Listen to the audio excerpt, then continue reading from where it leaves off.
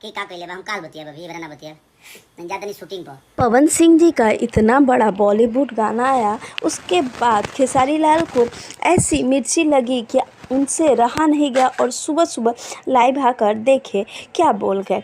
और वीडियो अच्छा लगे तो लाइक और कमेंट करना और चैनल को सब्सक्राइब करना ना भूलें। सुधर जाना तो हम बिगड़ब ना तो तुम लोग जानता पूरा पूरा स्थिति बिगड़ जाला। तो हम भैया से अपने बड़े भैया से रिक्वेस्ट करेंगे कि वो आपके साथ रहने वाले 24 घंटे लोग हैं, उनको प्लीज़ आप थोड़ा सा कह दीजिए, क्योंकि मैं अपने लोगों को बोल दिया हूँ कि यार कोई भी बात मत करो, गाने की बातें करो, अच्छी चीज़ों की बातें करो, चर्चा करो तो भोजपुरी भाषा के बेहतर के लिए चर्चा हो, हम सब भाइयों को बड़ा करने का चर्चा हो, किसी को नीचे दिखाने के लिए चर्चा ना हो।